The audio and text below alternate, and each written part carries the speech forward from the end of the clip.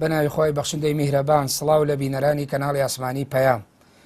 خۆشحاڵین جارێکتر لە بەرنامەیەکی تایبەتەوە گفتوگویەکە بە ئێوەی بەڕێز و خۆشەویست گەشتینەوە 31 ساڵ بەر لە ئەمڕۆ محەممەد مەلا ساڵح شارەزووری کۆچی دوایی کرد. محەممەدی مەلا ساڵحی شارەزوور زانایەک و بلیمەتێک و بواری نووسین و فکر بوو. ناوبراو خاوەنی نۆ بەرهەمی نووسرا و وەرگێڕان بوو. کەسایەتیی دیاری هەبوو لە کوردستان بە تایبەتی لە ناوچەی شارەزوور و گەرمیان و سلێمانی و ناوچەی پشدەر و بتوێن. ئەمڕۆ 31 ساڵ تێپەڕ دەبێ بەسەر دواکۆچیدا. ئەو سەردەمانێک هەبوو لە سەرەتای ساڵانی هەشتاکان و بەر لە هەشتاکانیش ڕوبەڕووی بیری چەپخوازی و مارکسیزم بوویەوە لە هەرێمی کوردستان یاخود بڵێن لە کوردستان و عێراق. بەشێک لە نووسینەکانی و زۆربەی نووسینەکانی قسە لەسەر فکر و فەلسەفەی ئیسلام و هەروەها قسە لەسەر ڕوبەڕووبوونەوەی بیری چەپخوازی دەکات و قسە لەسەر گوتاری میانەڕەوی ئیسلامی دەکات و هەروەها قسە لەسەر ئیسلاحکردنی فکری ئیسلامی دەکات. ئێمە هەوڵ دەدەین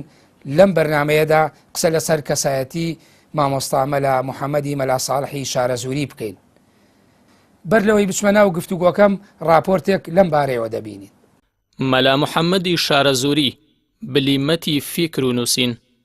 محەممەد ساڵح ئەبوبەکر ناسراو بە مەلا محەممەدی مەلا ساڵحی شارەزووری ساڵی 1940 لە گوندی کەچەڵی دەڤەری شارەزوور لە نێوعاشرەتی گەورەی شێخ اسماعیلی لەدایک بووە. ناوبرا و باوکی مەلا بووە. لە ناوچەی شارەزوور ناسراو بووە بە مەلا ساڵحی زارا. بەهۆی پیشەی مەلایەتیەوە زۆر ناوچەی جیاوازی کوردستانی بینیوە. لە 15/1950 باوکی دەچێتە شاری سەی سادق و لەوێن نیشتەجێ دەبێت. ساڵی 1954 لای باوکی ڕشتە جیاوازەکانی شەریعەتی ئیسلامی دەخوێنێت. ساڵی 1960 لە پەیمانگەی ئیسلامی هەڵەبجە وەردەگیرێت و زانستە شەرعیەکان لەوێ تەواو دەکات. ڕۆژی 8 دەی 1968 ژیانی هاوسەرگیری لەگەڵ خات و میناپێک دەهێنێت. هاوکات لە 1970 جارێکی دی ژیانی هاوسەرگیری پێک دەهێنێتەوە لەگەڵ خاتوونێکی دی ئەویش بە ناوی خاتومینا بەڵام ناوەکەی دەگۆڕێت و دەیکا بەهودا. ڕۆژی 4 1974 دەبێتە مەلای گوندی گورگەدەر لە ناوچەی شارباژێر. ساڵی 1970 فەریزەی حەج بەجێ دەهێنێت و لەوێ چاوی بە هەردوو بیریار و بانکخوازی ئیسلامی محەممەد قوتب و ئەبوو ئەعلای مەودودی دەکەوێت. دواتر دەبێتە مەلای مزگەوتی قەرەچێوار لە شاری سلێمانی. ڕۆژی 9 1975 دەبێتە پێشنوێژی مزگەوتی گەورەی سەی سادق پاشان دەبێتە وتاربێژی هەمان شوێن. مامۆستا یەکێک بوو لەو مونەویر و مونەزیرە ئیسلامیانەی کە لە ساڵی 1970ەوە وتارە کاریگەریەکانی دژ بە ڕژێمی بەعز دەستی پێکرد. ناوبراو ئیسلامیەکی معتەدیل و ڕیفۆرمیستێکی دەگمەن بوو. لە سەردەمی ململانەی نێوان چەپی ڕادیکاڵ و توندڕە و بیری ئاینیدا بەشێک لە ژیانی خۆی تەرخان کردبوو بۆ جەدەل و دیالۆگی هێمنانەی نێوان ئەمد و دنیابینیە. شارەزووری بە تێگەیشتنی قۆڵ و نووسینی زانستیانەی پشبەست و بە زانستەکانی قورئان و سونەت و زانستە سەردەمیەکان وەڵامی تەواوی ئەو بیرە باوانەی دەدایەوە کە لەو کاتەدا سەرەتای گەشە و گەشتنیان بوو بە کوردستان. ئەم هەڵوێستانەی وای لێکرد چەندین جار لەلایەن دەسەڵاتی بەعسەوە دەستگیر بکرێت و ڕوو لە ناوچە جیاوازەکانی باشووری کوردستان و عێراقیش بکات. بۆ یەکاتێک هەڕەشەی وازهێنانی لە نووسین لێ دەکرێت دەڵێت وازهێنان لە نووسین نییە، بڕیار بێت ئەگەر قەڵەمەکەم بشکێنن ئێسقانەکانم بکەم بە قەڵەم و خوێنی دەمارەکانم بکەم بە مەرەکەب و هەر ئیسلام بنووسم. مامۆستا لە 29/1980 لەلایەن مولازم موحسینەوە لە سلێمانی دەستگیر دەکرێت و دەنێردرێتە ئەمنی عامی بەغدا و ماوەی 7 مانگ لەوێ سزای قورس دەدرێت تا دوجار بە ناچاری ئازادی دەکەن. پاشان لە ساڵی 1984 بۆ جاری دووەم دەستگیر دەکرێتەوە و ماوەی 8 مانگ حکم دەدرێت. مامۆستا شارەزووری لە تەمەنی کورتی خۆیدا نۆ بەرهەمی نووسین و وەرگێڕانی بەچاپ گەیاندووە. لە بواری پەروەردەیی و فیکری و فەلسەفی و گەیشتنی یەقینی ئیلاهیدا بەناوەکانی ڕێکەوت لە تەرازووی ژیریدا، داروین لە تەرازووی ژیریدا، سروشت لە تەرازووی ژیریدا، مارکز لە تەرازووی ژیریدا، فرۆید لە تەرازووی ژیریدا، ئایا قورئان دانراوی محەممەدە، دکتۆر محەممەد ئیقباڵ فەیلسوفی ئەدیبی شۆڕژگێڕ وەرگێڕانی کتێبە بەناوبانگەکەی مستەفا مەحموود بە ناوی گەشتەکەم لە گومانەوە بۆ باوەڕ. هەروەها کتێبە بەناوبانگەکەی تەڭتاوی بە ناوی کچە شیرینەکەم وەرگێڕاوەتە سەر زمانی کوردی. مەلای شارەزووری بەهۆی هەڵهاتنی لە ستەمی بەعس و بەجێهێشتنی دەوروبەری شارەزوور ناچار ڕوو لە ناوچەی بتوێن پشدەر دەکات تا لە 25 حەوتی 1970 لە نێو بەرزایی و شاخەکانی ئەو سنوورە بە کارەساتێکی دڵتەزێن گیانی بە پەروەردگار دەسپێرێت. دووبارە سڵاوتان لێبێ. میوانەکانی ئەم بەرنامەیەم بریتین لە هەریەک لە بەڕێزان مامۆستا حەمە سەعید حاجی مەلا حەمەکەریم هاوڕێی دێرینی مامۆستا مەلا محەممەدی مەلا ساڵحی شارەزووری کە وەک لە نووسینەکان و بابەتەکانە هەیە و هەروەها خۆشی بازە ئاشنایەتیانەکان نزیکەی بە 40 ساڵ هاوڕێیەتیان هەبووە و هەروەها میوانی دووەم بریتە لە دکتۆر عادل شێخانی کە نزیکەی 2 ساڵ و نیو بۆ 3 ساڵ لە ناوچەی ئاغجەلەر و گەرمیان قوتابی مامۆستا مەلا محەممەدی شارەزووری بووە. بەخێر بێن بۆ بەرنامەی گفتوگۆ. زۆر سپاس. مامۆستا حەمە سەعید، ئێوە بە پێ و زانیارانەی لای ئێمە نزیکەی بە 40 ساڵ ئاشنایەتیتان هەبووە لەگەڵ بنەماڵی ماڵی مامۆستا مەلا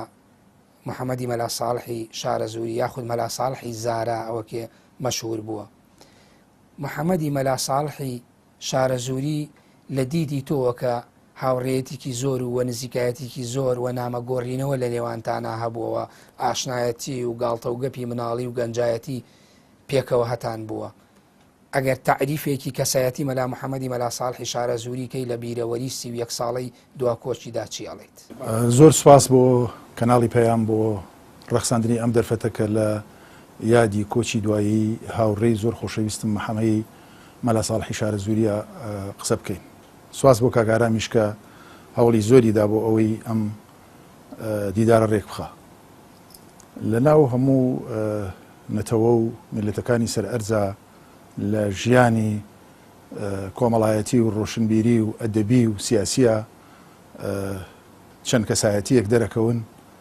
کە گرنگە مێژوو وەکو خۆیان باسییان بکە لە مێژووی ئەو نەتەوەیە جێگەیان بۆ بکرێتەوە. یەکێ لەوانەی کە لە مێژووی ئەدەبی و ڕۆشنبیری و ئاینی و کۆمەڵایەتی نەتەوەی کووردا بێ جێگای بۆ بکرێتەوە مەلا محەممەدی شارەزووریە. من و مەلا محەممەدی شارەزووری لە ناوەڕاستی پەنجاکانی سەدەی ڕابردووە هاوڕێی مناڵی و هاوڕێی گڕووگاڵ بووین.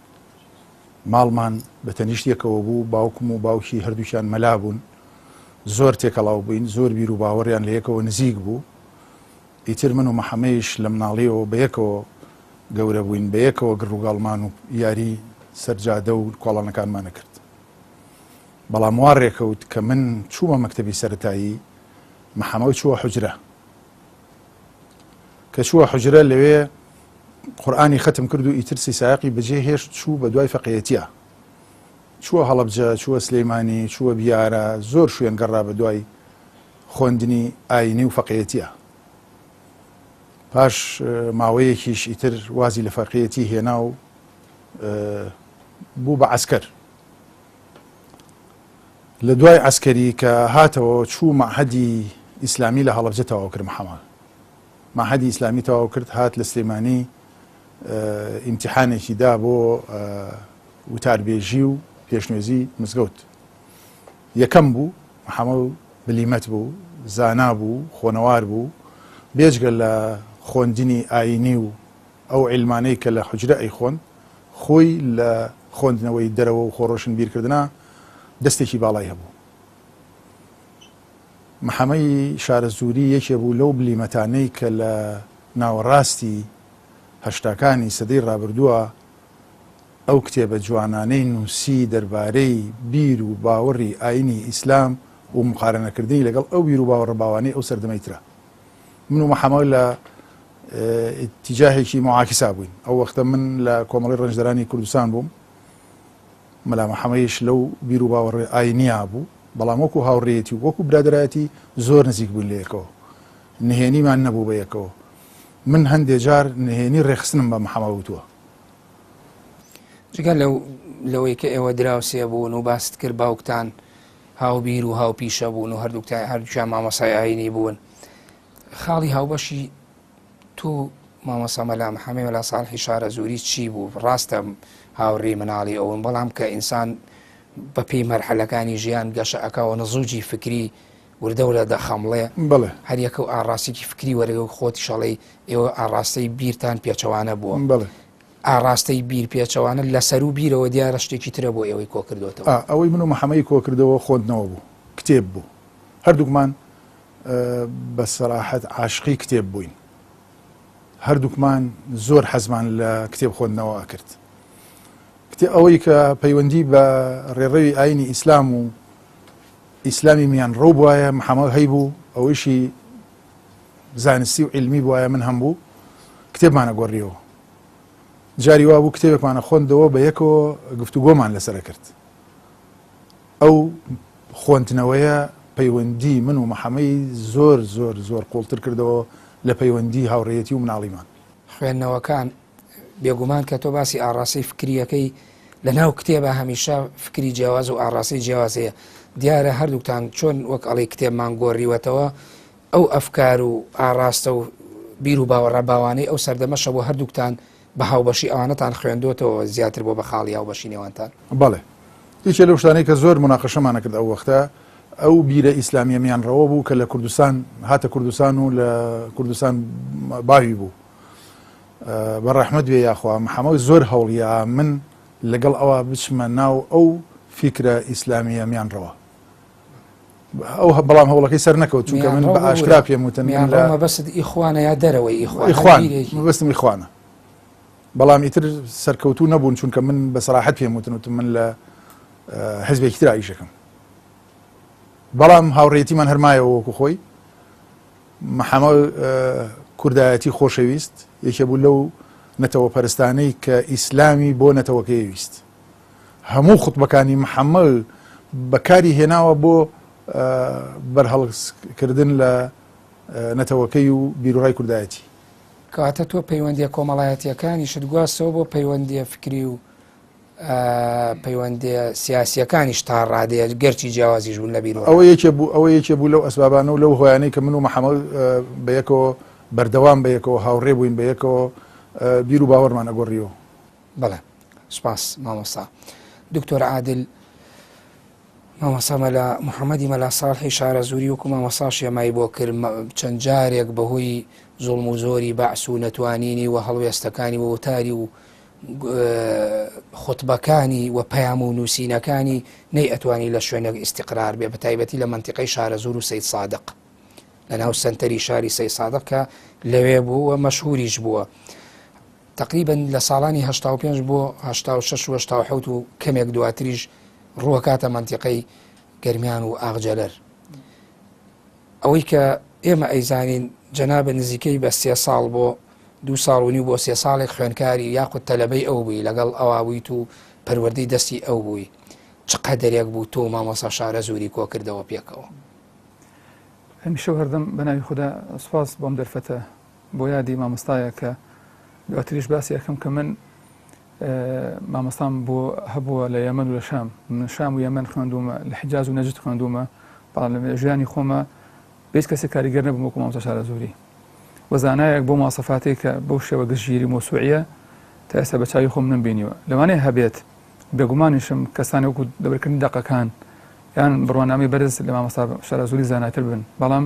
مامۆستایەک بە مانای کەلیمە و بەو شێوە گشتگیری نەمبینیوە. پێش هاتی مامۆستا شارە زووری من فەقیهەتیم ئەخوێند، هاوکات لەگەڵ خوێندنی مەکتەبە من فەقیهش بووم.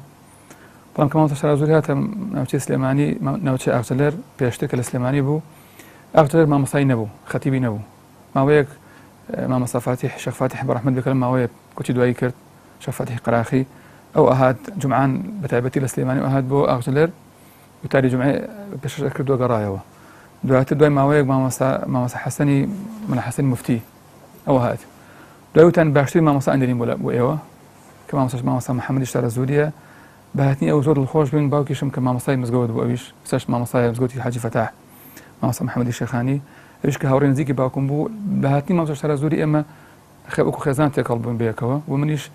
لە هاتنی مامۆستا شارە زووری بووم بە قوتابیەکی نزیکی مامۆستا شارە زووری. لای ئەو دەرسی فقهم ئەخوێند لەگەڵ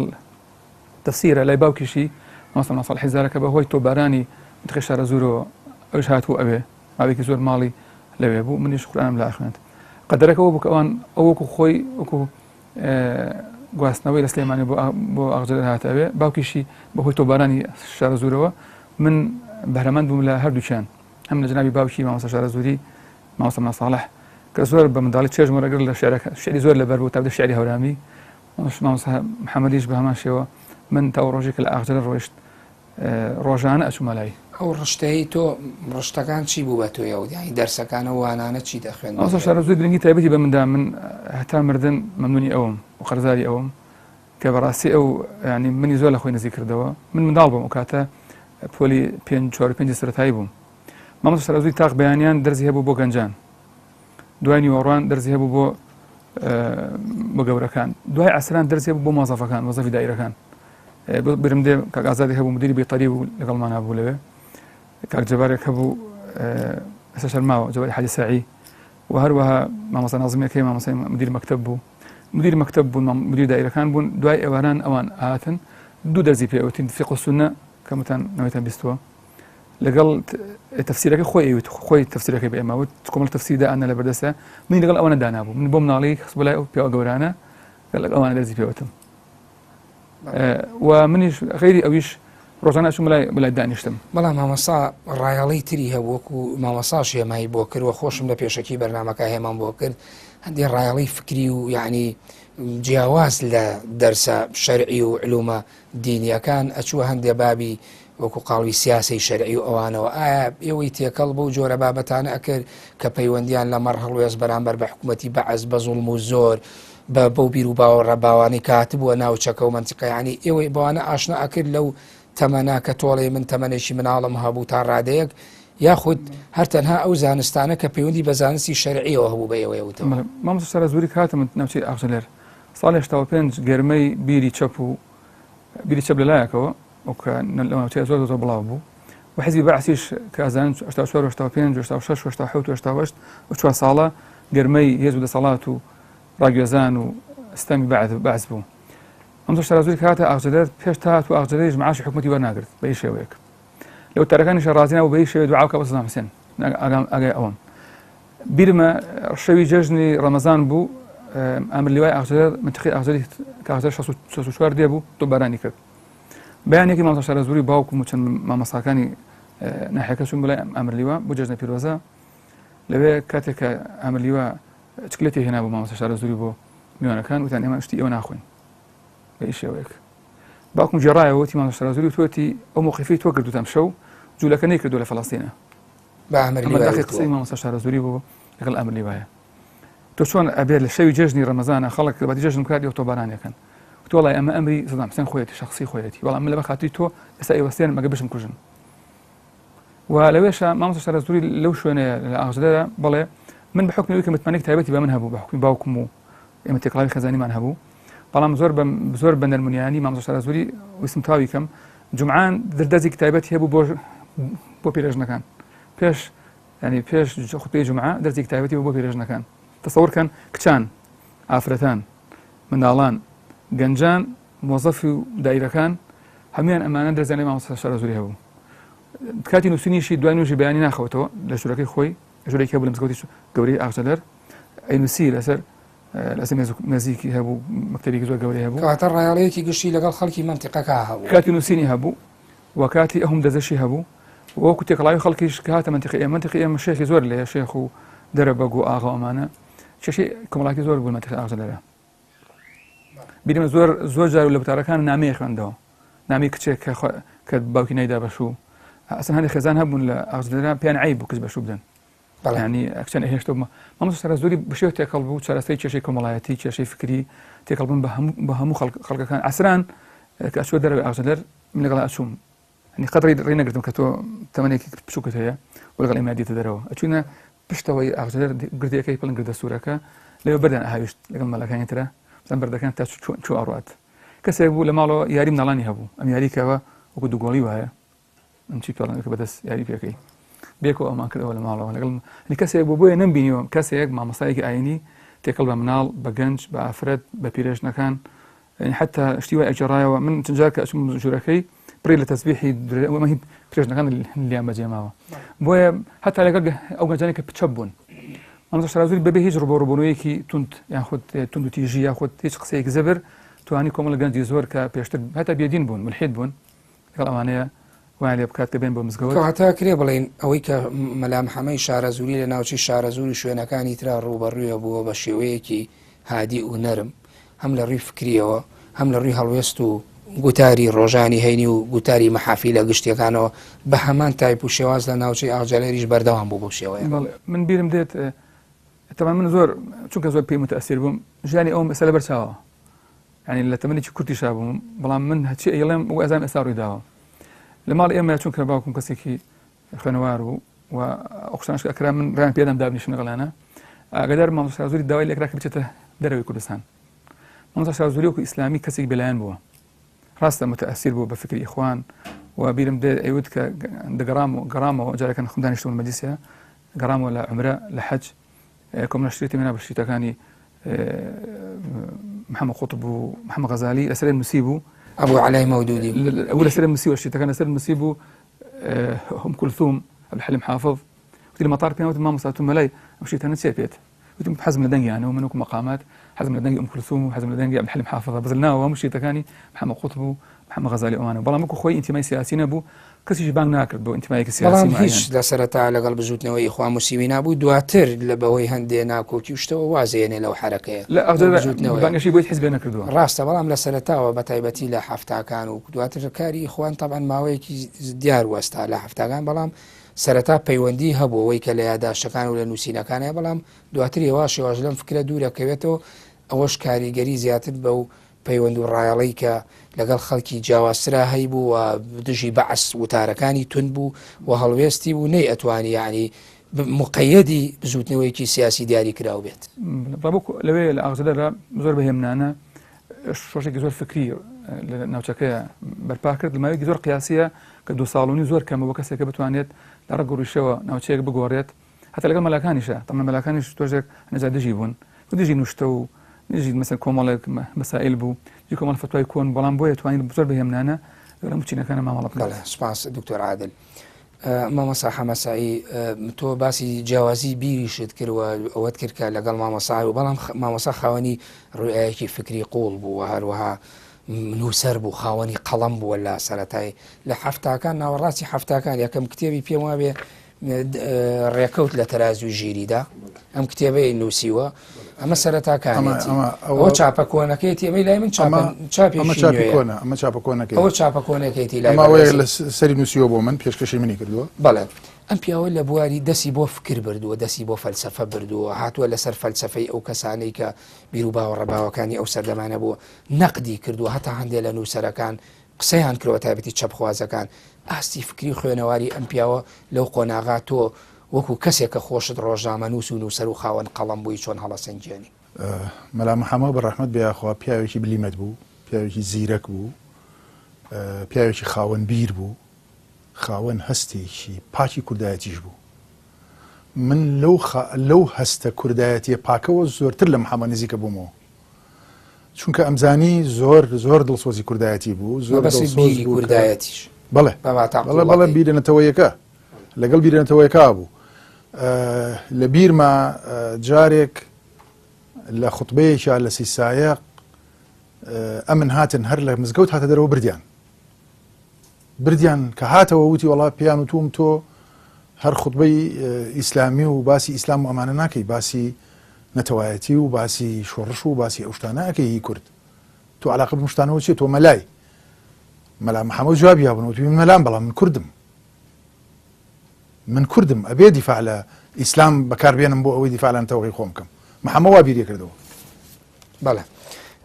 ئەم کتێبەی کە لە لای تۆ بووە داروین لە تەرازوی ژیریدا ئەم کتێبەی کردووە بە دیاری بۆ تۆ من لە زیندان هەبووم ئەو کتێبەی لە زیندانە دیارە مامۆستا سەرەتای هەشتاکان ئەو کاتانە لە زیندان بۆ دوای ساڵێکە ئازاد بوو ئەم کتێبەی نووسیوە کردوێتی بە دیاری بۆ تۆ هەستێکی قوڵ و سۆزێکی ئەدەبیتیان نووسیوە بۆ تۆ کە لە زیندانا بوویت و باسی ماڵی باوکت و براکان و خوشکەکان تەکا و باسی پاڕەزانی شەکات لەما ئەمە چۆن ئەم کتێبە بەدەستۆگەی چۆن زاید ئەمەی کە تۆ لە زیندان نابووی ئەم کتێبەی بە دیاری بۆ نردووی بەڵام من با ناوبڕێ وەربگرم دوای ناوبڕەکە وەڵام بەرەوە بینەرانی بەڕێز و خۆشەویست ناوبڕێکی کورد وەردەگرین و دەگەڕێنەوە وڵاتە.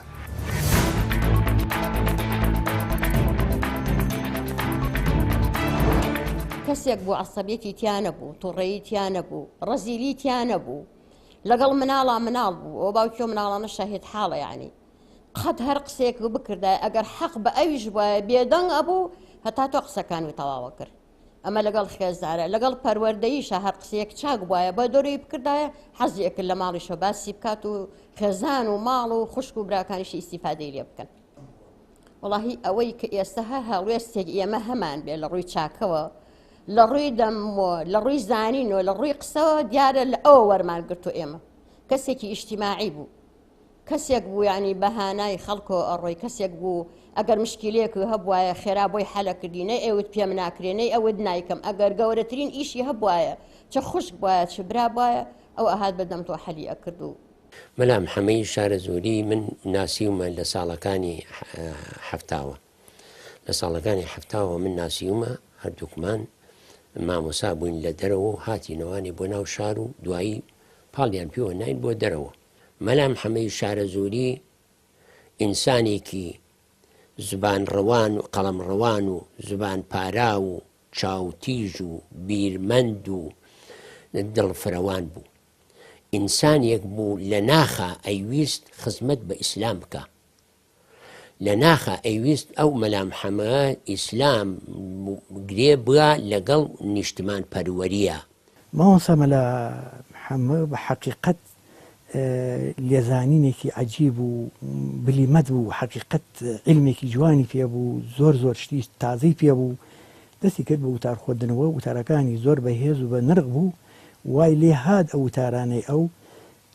لام وایە لە یادم بێ لە یەک دوو شوێن جومعەکرا هەموو چۆڵ بوو هاتن بۆ لای مەلا محەممەی شارە زۆری کە لەوێ جومعە بکەن. بە حەقیقەت وای لێ ها مزگەوتی گەورە لە دەروەی شوێن نەبوو کەوا جێگەی بێ لە کاتی وتارەکانیان.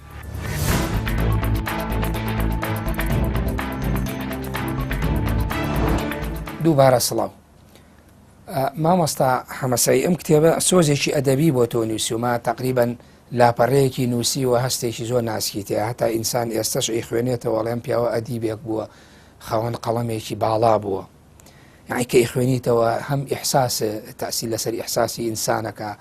ئەندازەیەک نیگەرانە بێ ئەگەر فلاش باکێ بک بۆ ڕابردوو و هەروە هەم ناوەڕۆکیشی تایە کە هەندێک پەیامی تایە بۆ بەڕێست و بۆ ئەوی کە لە زیندان بووی. ئێستا تۆ کە ئەمە لە پاش نزیکەی 36 بۆ 37 ساڵ ئەو ماوەی ئەخوێنیتەوە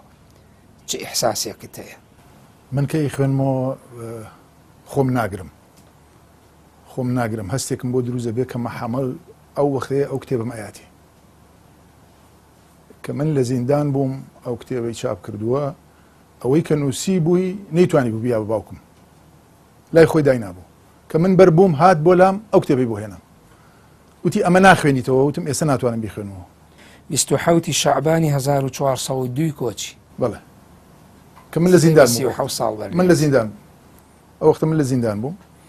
ئەحساسە چییە مامۆستا؟ کە بەربووم محەممەد زانیوێتی من لە زیندان و هەواڵیشم نازانێ و کەس هەواڵی منی نازانی طبعاً کەس نێزانی من لەکوێ گیراوم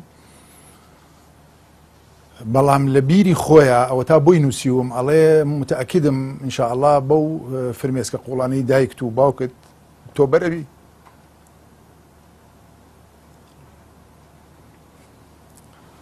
باوکم زۆر دڵی خۆش بوو بە محەممەد هەموو جارە باسیە کرد کە محەممەد ئەچوە لای دڵی پێی خۆشە بوو. ئەمە ئیحساسێکە بۆ تۆی دەربڕیوە جیاواز لەوەی کە پێشتر پرسیاری ئەوم لێ کردی کە ئەم پیاوە تۆ ئەگەر هەڵی سنگینی وەک کەسایەتی چۆنی هەڵە سنگینی باست کرد ئەی ئەگەر بە دیوێکی ترا بڵێم خۆت ئەزانی لەناو کۆمەڵگای کوردیە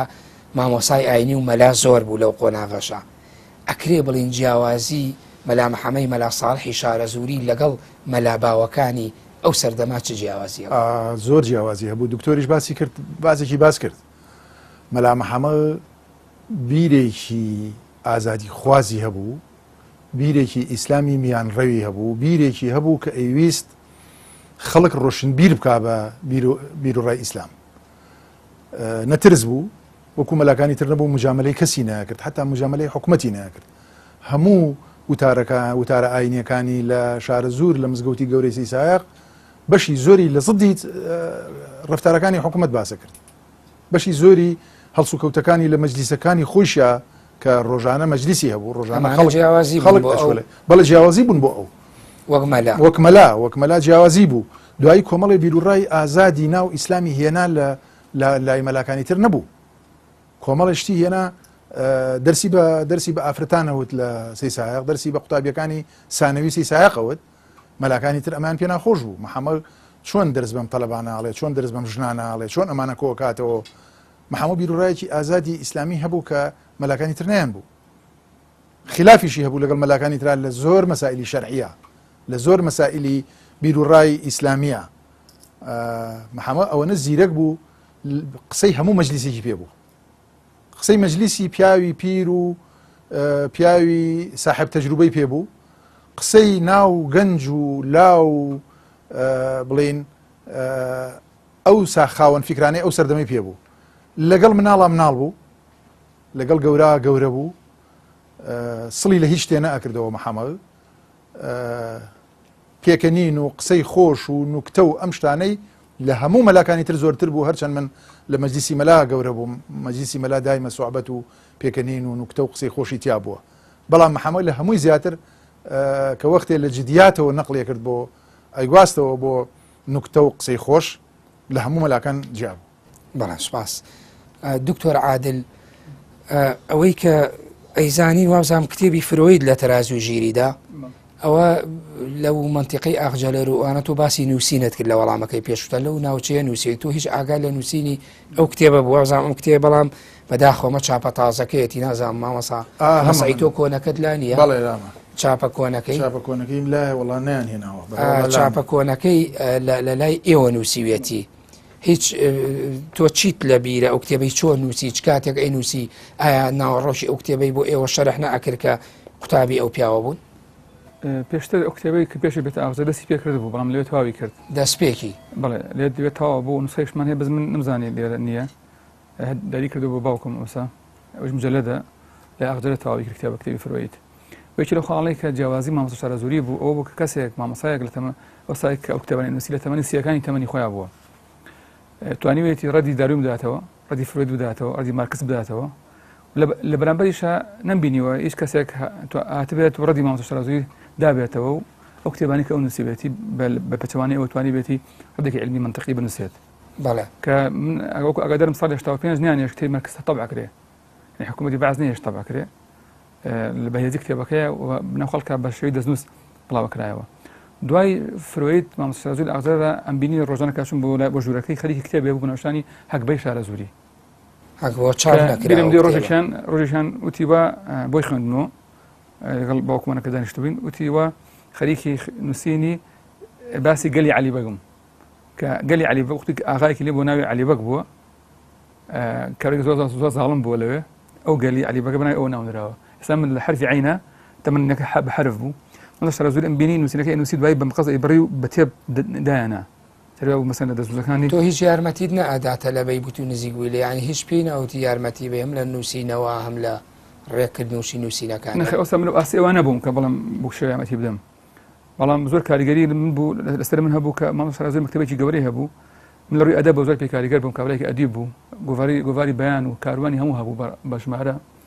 بەشی کوردی دیوانەکانی هەموو هەبوو. من خۆشەویستی من بۆ ئەدەب و شێعر لە مامۆستا شارەزووریەوە بوو بەتای ئەساس ئەمڕۆ زۆر کتێبخانەکەی هێنا بوو بۆ لای ئێوە کتێبخانەکەی کە ماڵی چووە بێتواتە لە ماڵی ئێمە بوو هەموو کتێبەکانی بەزێ من کاتێک کە زۆری پێ نەچوو ئەوە بوو لە ساڵی 87 لە 25 حەوت کە وەفاتی کرد ئێمە ماڵمان لە چوو بووە چەماڵ کە هەواڵەکەمان بیست یعنی وەکو زۆر ینی هەواڵێکی ناڕەحەت بووین پێی شۆک بووین بە بیستنی هەواڵە دەستمان ناچوو هیچ شتێکی مامۆستا شارەزووری هەتا قەڵەمەکانی کە پێی نووسی لە ماڵی ئێمە بوو قەڵەمی سوفتی زۆر جوانی هەبوو ئەو شتەی ئەو هەیە بوو کەس نەیبوو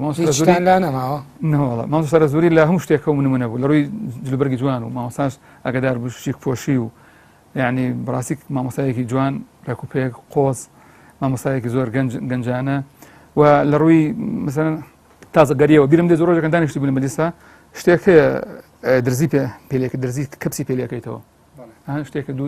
دانی تیژی هەیە وتی چێ زانێ ئەمە چییە چێ زانم شتە چییە کەڵ نزانانی چییە لە مەجلیسەکەیە دانیشتم تقریبا زگەی 20 کەسی لێ بوو کە نزانی ئەم شتە چییە ینی ئەم شتێکە دەرزی کاتێکە پێلەکەیتەوە و هەتا دوو قەڵەمی هەبوو قەڵەمانی کە سەر مێز دایانێن قەڵمێکە قەڵمە درێژەکانی سەر مێز وتی عادل تۆ ئێوە لەمەتان هەیە لە ماڵەوە ئەم شتە وتم منی هەمانە بەس کلکەی پێوە نیە کلکە درێژەی پێوە نیە قەڵەمی سەر مێز ئەو کاتانە زۆشتی جوانی هەبوو لەو زمانەیە لە شتەکانە لە کتێبە لە قەڵەمی سوفتی جوانە هەندێکی لە ماڵ ئێمە بوو ئێمە نەمەتوانی کتێبەکانی بکڕینەوە دوایی هەتا سلێمانی کتێبەکانی باز مامۆستا ئەحمەدی هودا مکتەبی هودا لێ کڕینەوە بەڵام بەداخەوە من ئەڵم خۆزگا و کتێبانی ئەو نەفەوتایە تۆ هیچ کتێب وشتی لایە هەد دیاری ئێوەی کردبێ ئەم کتێبەم لایە کە دیاری کردوم ناوی بەبادی ئیسلامە هینی دانراوی ئەبوعەلای مەودودیە شەوێکان لە ماڵ مامۆستا شارەزووری میوان بن چی لێ نووسیوە لێ نووسیوە پێشکەش بە برازای خۆشەویستم عادلگیان بە هیوای پاشە ڕۆژێکی ئیسلامی خواناس و ڕۆسووری لای خوای ئەو پاشە ڕۆژە مامت بڵێ تاویکە پێم خۆشە مامت نیم شارە زووری ئاژدار 25 دڵقیعدەی 405 کۆچی 11 هەشتی 1985 بەڵێ بەس باسیکەم چۆنە کتێبم لێوەرگرت ینی باسی بکە بەڵام ئەو ئایندەیەش پرسیارێکم هەیە لەسەری بڵێ مامۆستا شارە زووری منی ناسی بتەمان شتی تریش باسەکەم کە ئەو لە زۆر گرنگە ئێمە توانای مەسەرەن ینی بەهرەی مناڵ لەسەرتاو بزانین ئەو هیوای ئەو بەمنی بوو هاتە دی ئەم کتێبە شوێکە لە ماڵە میوان بووین تەڵەمشکێن ماکرد بەیەکەوە تەڵەمشکێنە نازان چییە بەڵێ کە تەڵەمشکێنەمان کرد بەیانی کە چونەوە شۆڵما ئەمان خەوتین بەیانی ڕۆشتن بوو دوای خواردنی مریشکەکە هەدای مریشکەکە تەڵەمشکێنەمان کرد و بۆ بەیانی باوکم وتی وەرە با نامەیەک بنووسم بیبە بۆ مامۆستا شارە زووری بیدەرێ ئەزانم ئەو نامەیە لێ نووسی لە بەعەرەبی لێ نووسی نامەکە لە سەی ئەحمەد بەرزنجیەوە سەی ئەحمەدی هەولێر ئیمام خەتیبی جامعی بونەیە لە بەغداد گوستاوتم لەوێ بوو بەڵێ لێ بوو منیش کە بۆم برد سەعات دەوری دەونی و ئەوانە بوو دەرزێوەتەوە سوەتی نازیعاتیەوەتەوە جوزی عەممە بیرمە سوەتی نازیعات بوو کە ئەویتەوە بە تەلەبەکان وتم مامۆستا ئەو نامەت بەهاتووە کە دەم پێ وتم ئەینەم بردەوە وتی تۆ بڕۆ دانیش جارە بۆم بخوێنەوە سوەتەکە بۆ پێی ناوخۆش بکاتەوە کتێبە بردووتەوە بردومەتەوە بە تەڵەمشکێنەوە وتی جار دانیشە بڕۆ جارە بۆم بخوێنەوە کە من ئەمزانی جوزی عەممە بخوێنەوە بۆیان بخوێنەوە دوای وتی بۆستا ئەزای زۆر حەزم لە کتێبە تەمەەن جارێکان چوون بەلای بۆ کتێب خۆمە کتێبمان زۆر بوو ئەو کاتە کتێبەکانی مامۆستا حەبیب محەممەد سەعید و حەسەن پێنجوێنی وانە هەبوون کتێبی کوردی کەم بوو ئەحمەد کاکە محمود حەسەن پێنجوێنی حەبیب محەممەد سەعید هیچ نابوونم خوێن بێت چون بەلای کتێبم دەری هەچی وتی خوێن بوومەوە بە کوردی کتێبی ئیسلامی کتێبی نەبێ کتێبی ڕۆڵە شیرینم هینی غەزالی وازم محسن جوامر کردی بە کوردی ئەو کتێب من خوێنێتەوە وتی ئەو کتێبە بەرە بیخوێنەوە ئەم کتێبم لێ بردەوە بە تەڵەمشکێنە و مامۆستا شارە زووری بەڕاستی ینی زۆر گیری بە من باسی ئەوە کاکە بۆ دوا ڕۆژ تۆ پێ بگەی بە ئایندە تو ئێستا سواز بۆ خۆیانی پلەیەکی باشی زانستی کە پلەیەکی بەرزی زانکۆی و ئەکادیمیە دکتۆرات بەدەستێناوە تا چەند ئەمە لە سای فەز و توانا و پرشنگی ڕووناکی ئەو زانستەی مامۆسایی بەخشی تۆش ئەوەت بەرکەوت هەستەکەی ئەوەی تایە بێگومان جارێکی تریش هاوین بوو هاوینان هین هەبوو تەڵایع هەبوو تەڵایع و لە زمانی بەعسا حەفلەیەکان کرد ئێمان بردووە تەلەبە من لێ شێعرێکم خوێندەوە ساڵی 85 ساڵی 85 بۆ 86 هیان هاوین 85 بوو یان هاوین 86 بوو لەوێ ئەو شعرم خوێندەوە شعرێکی قانع هەیە کە نووسیوێتی بۆ ئاڵای کۆماری مەهاباد ئەی ئاڵای بەرزی سێڕەنگی جوان هەرشەکاوە بیت آخر زەمان عەسرەکەی مامۆستا شارە زووری هات ماڵمان مامۆستا شارە زووری بانکرا بوو ئەو حەفلەیە حەفلەی زمانی بەعس بوو مەلاکان دانیشتە بوون مامۆستاکانی مەکتەب تەلەبەی مەکتەب دانیشتە بوون من ئەوم خوێندەوە شعرم خوێندەوە هاتمەوە بۆ ماڵەوە وتی چێ پێی وتی ئەو شعرە بخوێنەوە وتم خۆم وتی ئەوە ئیلای چێ پێی وتویت ئەو شعرە بۆچی لە دیوانی قانعە گەڕای تۆ چۆن باسی ئاڵایەکی ترەکەی غەیری ئاڵای عێراق ئیلا ئەوە پێوا بوو کە من وەکو ڕاخستم شتیوا پێی وتم کە ئەو شعرە بخوێنەوە کە باسی ئاڵای کورد دەکات دژی ئاڵای عێراقی بەس من هەر ئەو اختیاری خۆم بوو کەس پێ نەوتە بووم وتی ینی کەس نەیوتی نەخێر وتی کەس پێ نەوت وتی شە محەممەد ئەگەر لەم کوڕە بێ ئەم هەموو ژانی مەشاکلە بێ جەباکۆم جای پێم ئەڵێ بەڕاستی من محەممەد توی باش ناسی بۆیە من چمە زندانەوە لە ساڵی نەوتویەک لە جیران لە مسەماڵ ساش کە تووشی زۆر شتە مەڵێ مامۆستا زۆری بەستوی ناسی کە پێوتم ئەگەلم کوڕە بێ مادام عقلی بۆ سەرکێشی فکریشتە وتی عقلی بسکەلم بم ناڵیە لە مدیوانی قانع چوە ئەو شعری خوێندوێتەوە کە باسی ئاڵایەکی ترەکە ئاڵای عێراق ئەمە ئینە بێت ئەگەر لێ بەسەر بگوانە مامۆستا حەمە سەعید تۆ هەڵسەنگانی زۆرت کرد بۆ مامۆستا مەلا محەممەدی مەلا ساڵحی شارە زووری وە ئەوەش کە هەیە مدەیەکی زۆر لەگەڵیا پێکەوە ژیاون بیرەوەریتان زۆرە هیچ بیرەوەریەکی وا هەیە کە لە زیهن تا هەرگیز کاڵ نەبێتەوە و بتوێ بۆ بینەرانی کەناڵی ئاسمانی پەیام باسی بکەیت چ بیرەوەریەکی کاریگەر تاڵ بێت شیرین بێت کاریگەری لەسەر تۆ بەجێهێشت بێت بیرەوەریم زۆرە لەگەڵ مەڕەحمەد وێ مەلا محەممە بیرەوەری مناڵی و بیرەوەری گەنجی و بیرەوەری ئەو وەختەی کە تێکەڵاوی هەریەکە فیکرێک بووین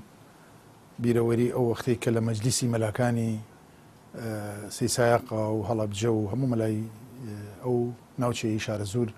لە ماڵی ئێمە یا لە ماڵی محەممەد یا لە ماڵێکی تر ماڵی کاک جەلالی حاجی فەتاح کۆ بووینەوە بیرەوەریم زۆرە لەگەڵ مەلا محەممە یەکێک لەو بیرەوەریانەی کە لە بیرم ناچێ کە لە سجن بەر بووم لە زیندان بەر بووم بە عەفوات کە هاتمەوە محەممەد ها بۆلام باسی ناڕەحەتی باوکم و دایکمی کرد وتی ئیتر عاقڵ بووی ئەم باوکو دایکە ئەزیێت نەدەی یەکسەر ڕووم تێ کرد وتم محەممەد ئەی تۆ عاقڵ بووی ئیتر مامۆستا مەلا ساڵح ئەزیێت نەدەی هەموو خەڵکەکە دەستیان کرد بە پێکەنین ئەوم قەت لەبیر ناچێتەوە ئەو کاتە بە جۆرە لە جۆرەکان ئەو سەرکێشیانەی ئێوە لە ڕووی فکری و سیاسی و زیندانەکران جۆرێک لە یعنی ئەگەر گونجاو بێ بێڵێم یعنی جۆرێک خەڵک و عایلە و خانەوادە بە شێوە باوە میلیەکەی بە لاساری و تێکدانی وەکۆڵە ژیانی ئاسایشی خێزانیان نەزانێت بە جۆرێ لە جۆرە من لە مەجلیسێکا کوڕێکی خزممان وتی تەلاقم کەوتوێ خەڵ حاجی مشکلێ نییە حەمە سەعید نەبێ یعنی ئێمە ئەمەنە مشکلەمان بۆ باوکمان دروستە کرد یا لە سجن نبووین یا پێشمەکە بووین بەڵێ ئەو کتێب بەشێ لەو کتێبانەی لای بەڕێستارۆکو کاک عادل ئەو کتێبەی خوێندەوە بە دیاری پێداوە ئەوانەی تریش هەر دیاری مامۆستا مەلا ساڵحی شارە زووری پیاوی ئەمە یەکەم کتێبێتی کە بە دیاری نردوێتی بۆ من ئەوە ڕێکەوتەکەی ئەمە ڕێکەوتەکەی یەکەم کتێبێتی لەکەیا پێیاوی ئەو کتێبە ئەمە لە بە عینەکەکەم لە چاوکەم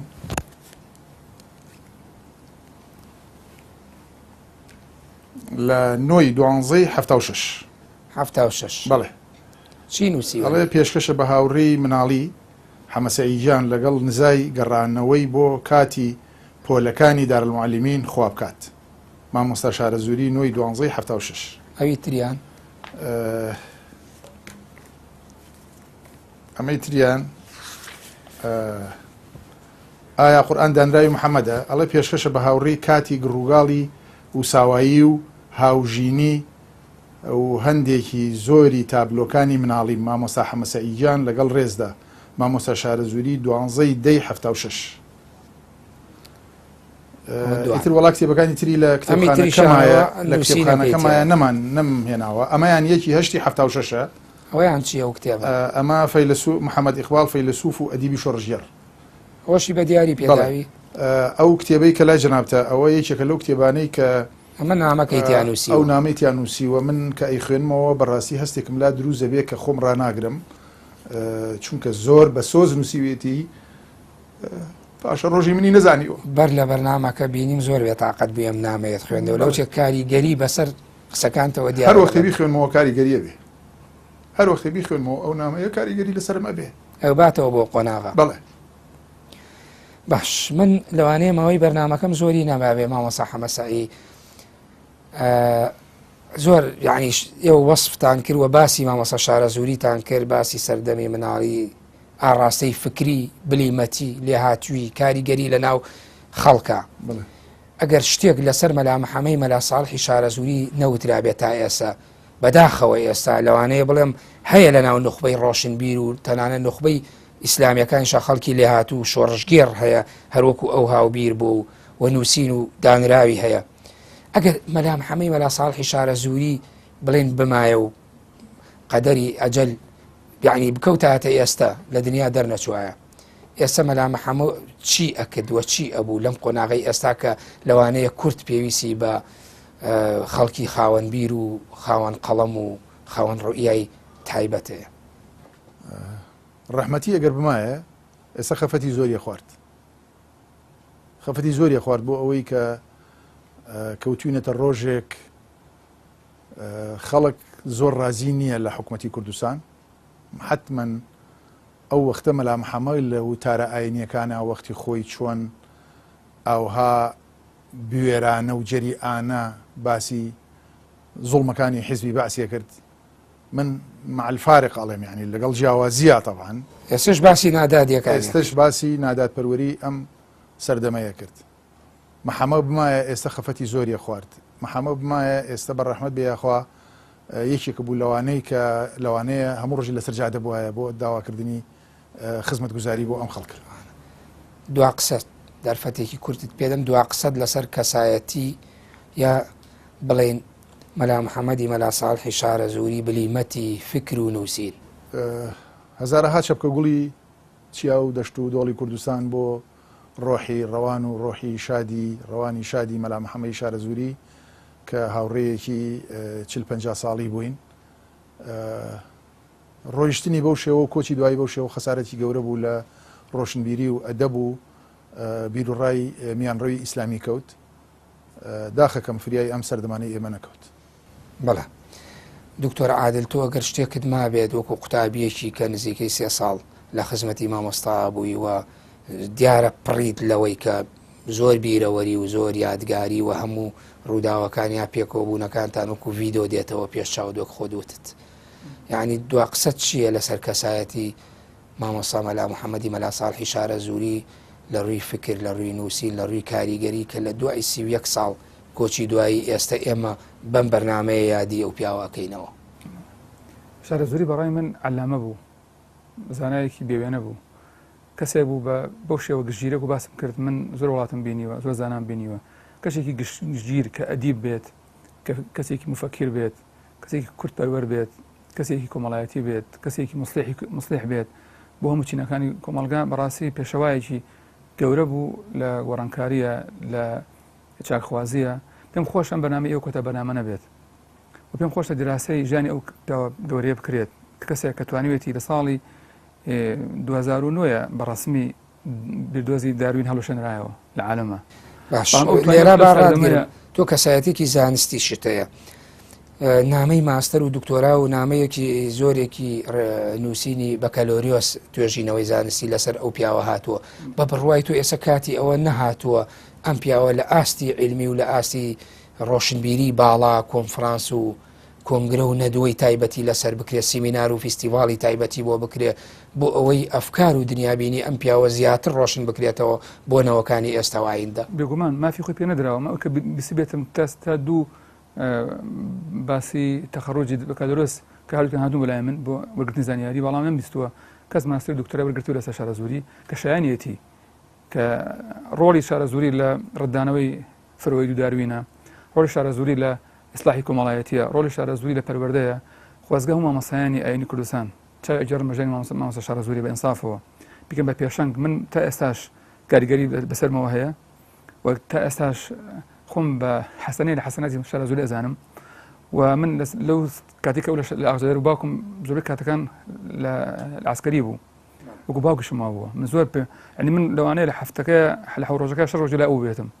هەموو عسرانێک بێکەوە. بەڵێ زۆر سپاس دکتۆر عادل شێخانی، هەرچەند بە پێ و زانیارانەی لای منە دکتۆراشی لەسەر هاتووە لە زانکۆکانی دەرەوە، بەڵام وەکو پێویست باز نەکراوە نەخراوەتە ڕوو لەسەر هەندێک لە ڕووی ژیانی و ئەفکار و بیرکردنەوەکانی. سپاس بۆ دکتۆر عادل شێخانی توێژەر لە بواری شریعەتی ئیسلامی و قوتابی مامۆستا مەلا محەممەد مەلا ساڵح شارە زووری. سپاس بۆ مامۆستا حەمە سەعید حاجی مەلا حەمە کەریم کە هاوڕێیەکی دێرین و چەند ساڵەی مامۆستا مەلا محەممەد مەلا ساڵح شارە زووری بوو و هەروەها کەسایەتیکی نووسەر و ڕۆژنامەنووسی دیاریش. سپاس بۆ ئامادەبوونتان و دووبارە سپاسی بەڕێز دەکەین کە ئەم ئەرشیفخانە و ئەم ژوورە و کتێبخانەی خۆت ئەمڕۆ بۆ بەرنامەکەی ئێمە کردەستوێتەوەی بەرنمەیەک لەسەر بیرەوەری یادی 31 ساڵەی لە دنیا دەرچوونی مامۆستا مەلا محەممەدی مەلا ساڵحی شارە زووری. یاخوا بەخێر بێن، یاخوا بەخێر بێن. هەرچیە بۆ مەلا محەممەد بکرێ وابزانم هیچ تاکەمە، هەرچێکی بۆ بکرێ بۆ یادکردنەوەی هەرچێکی بۆ بکرێ بۆ ئەوەی ئەم بیر و ڕاو زانست و لێ هاتووەکان و زیرەکیەکانی محەممەد بە نەوەی نوێ بگەێنرێەوە بزانم هێشتا کەمە یاخوا بەخێر بێت. بەڵێ زۆر سپاس دووبارە بەڵە بینەرانی بەڕێز و خۆشەویست بەم شێوەیاتمە کۆتایی بەرنمەی گفتوگوی تایبەتی ئەمڕۆمان تا بەرنمەیەکی تر بەخوای گەورە و میهرەبانتان دەسپێرم کاتێکی خۆش بۆ هەموو لایەک.